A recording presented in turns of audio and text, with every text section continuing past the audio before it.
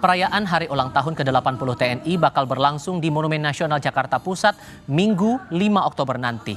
Nah, hari ini TNI mematangkan persiapan seperti parade drum band dari Akademi Militer hingga defile alutsista. Itu dia saudara, Presiden Prabowo Subianto akan menghadiri peringatan puncak perayaan Hari Ulang Tahun TNI.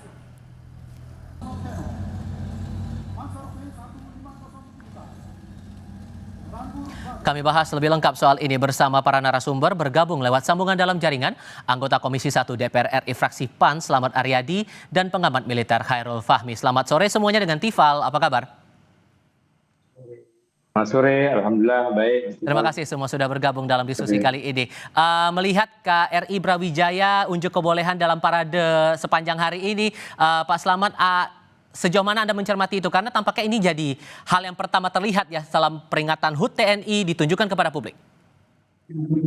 Ya, tentunya kami sebagai warga negara Indonesia hari ini merasa bangga melihat parade kapal perang yang ditunjukkan di acara HUT TNI yang ke-80 ini. Dan perlu kita sampaikan kepada masyarakat bahwa parade kapal perang yang dihadiri oleh Bapak Presiden Prabowo ini bukan hanya sebatas parade seremonial. Ini menunjukkan bahwa sebagai simbol kekuatan politik dan juga sebagai simbol bahwa pemerintah menjadikan pertahanan negara ini sebagai salah satu prioritas dan menjadi salah satu etalase maritim yang perlu disampaikan kepada dunia bahwa Indonesia punya keseriusan dalam menjaga keamanan dan kedaulatan wilayah lautnya. Tentunya ini pertama kali yang ditunjukkan di Indonesia. Pak Presiden hadir langsung dalam kapal perang. Ini menunjukkan bahwa kekuatan maritim kita patut untuk diapresiasi. Yang menarik ini bagi kita bahwa selain kapal-kapal, ada 51 kapal yang berbaris ini menariknya. Ada interoperabilitas yang kita tunjukkan bahwa bukan hanya matra darat, matra laut, matra udara yang hadir. Kita lihat ada KKP, ada Basarnas, ada Bakamla, dan banyak lain dari unsur instansi. Jadi tentunya kita melihat selain menunjukkan parade kapal perang ini, di hari ulang tahun TNI yang ke-80 ini, TNI menunjukkan bahwa sinergi kolaborasi yang dibangun dengan lembaga dan instansi terkait dalam negeri ini memiliki suatu keseriusan yang patut kita apresiasi. Tentunya Bang, ini kita sebagai anggota Komisi 1 terus mendorong bagaimana kolaborasi ini terus terjaga dan terus dikembangkan. Mas Khairul Fahmi juga menangkap hal yang sama bahwa ini tampak untuk menunjukkan kebutuhan kekuatan pertahanan maritim kita sudah cukup untuk saat ini. Iya, parade ini menurut saya bukan sekedar pertunjukan kekuatan, tapi penegasan kesiapsiagaan. Ya, ada 3 lapis makna. Ya, yang pertama soal sinyal deterrence, kehadiran KRI Brawijaya, kekuatan terbaru kita, itu menunjukkan bahwa TNI AL punya daya tangkal yang nyata di laut, gitu ya, baik terhadap ancaman tradisional maupun non tradisional. Kemudian yang kedua, uji interoperabilitas, ya, tidak hanya antar matra dan TNI, tapi juga lintas instansi, ada Bakamla, KKP, Polairut, sampai Basarnas ikut serta. Ini mencerminkan pendekatan whole government di laut, gitu ya. Ketiga, ini membangun kepercayaan publik, rakyat bisa menyaksikan secara langsung kekuatan maritim kita siap digunakan, ya baik untuk perang, patroli keamanan maupun misi-misi kemanusiaan, termasuk untuk penanggulangan bencana. Ini saya kira penting. Dan kehadiran Presiden itu saya kira bukan hanya seremoni, tapi juga bentuk inspeksi langsung ya. Dari kapal komando, Presiden bisa menyaksikan manuver kapal permukaan, kemudian ada kapal selam yang tampil, kemudian juga ada operasi penerbangan laut. Ini kan memberikan pesan bahwa Presiden sangat menaruh perhatian pada pembangunan kekuatan maritim sebagai pilar pertahanan sekaligus diplomasi Indonesia. Oke, ditambah lagi kalau kita membaca awal kepemimpinan Presiden Prabowo ini, Mas Slamet, disepakati pembelian alutsista, kemudian ada juga penambahan anggaran yang telah disepakati waktu itu antara Menteri Pertahanan bersama TNI dan juga DPR waktu itu jadi 187,1 triliun rupiah dengan fokus membangun kekuatan TNI, itu disebutkan oleh Menhan. Sejauh mana membaca itu dari DPR? Ya, kita melihatnya dari sisi anggaran bahwa kita melihat dalam isi pidato Bapak Prabowo Subianto dalam rapat APBN tahun 2026 bahwa beliau menyampaikan ada 8 agenda prioritas yang menjadi konsen untuk APBN tahun 2026.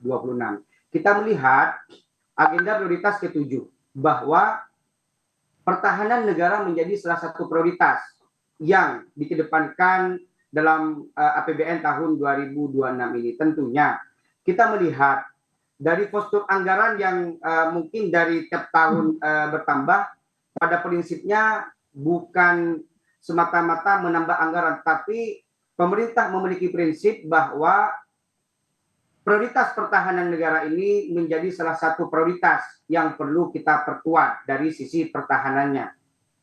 Karena kita melihat hari ini dalam Perpres saja, Perpres 85 tahun 2025, bahwa Kemhan diberikan tambahan tugas oleh Bapak Presiden Prabowo, yaitu berkaitan dengan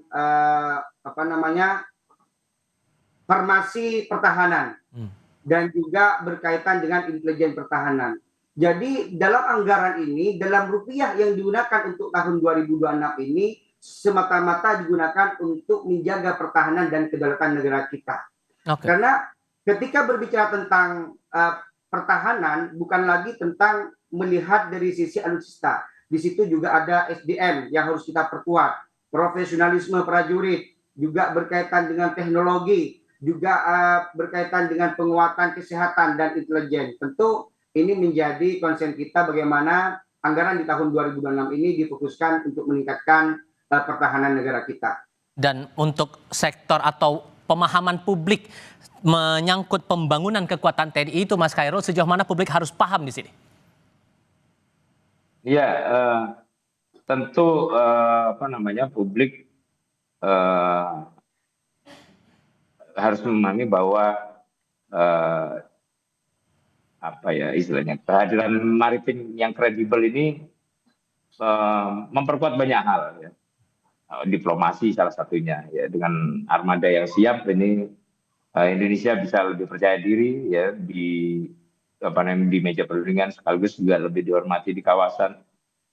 Dan perlu dipahami juga bahwa kekuatan laut yang kita bangun terus dan kita gelar hari ini itu bukan dalam kerangka untuk memicu konflik gitu ya, tapi justru untuk menegaskan kesiapan Indonesia untuk berpartisipasi aktif menjaga stabilitas kawasan, menjaga stabilitas Asia Tenggara, Indo-Pasifik terutama, kemudian juga sekaligus memberi ruang bagi diplomasi untuk bisa bekerja di ruang politik untuk memastikan kawasan yang tetap kondusif gitu. Nah, kemudian saya juga melihat bahwa dari sisi interoperabilitas gitu ya, ini kita lihat ada kehadiran tadi ya, ada kehadiran kapal-kapal Bakamla, KKP, Polairut sampai Basarnas. Ini kan juga menegaskan bahwa ya, urusan keamanan laut, keamanan maritim ini memang tidak bisa ditangani oleh TNI saja. Gitu. Artinya ancaman di laut itu sifatnya campuran, ada ancaman militer, ada kriminal, ada bencana, ada isu ekonomi juga. Nah, kita publik mestinya bisa memahami bahwa hari ini kita melihat bahwa semua unsur bisa bergerak dalam satu formasi, satu komando tanpa saling mengganggu, dan masing-masing fokus mengerjakan urusannya. Baik. Gitu. Oke, ditambah lagi selain mengajak publik memahami konteks pertahanan kita, Mas Slamet, dengan menjadikan Monas sebagai etalase untuk peringatan HUT ke-80 TNI kali ini seperti upaya untuk mendekatkan antara TNI dengan masyarakat, dengan terutama mengenalkan alutsista sebagai bagian dari pertahanan negara kita. Sejauh mana Anda membaca hal itu? Ya, kalau kita melihat dari tema yang diangkat oleh TNI hari ini di HUT TNI ke-80 ini adalah yang pertama TNI Prima, TNI Rakyat, Indonesia Maju.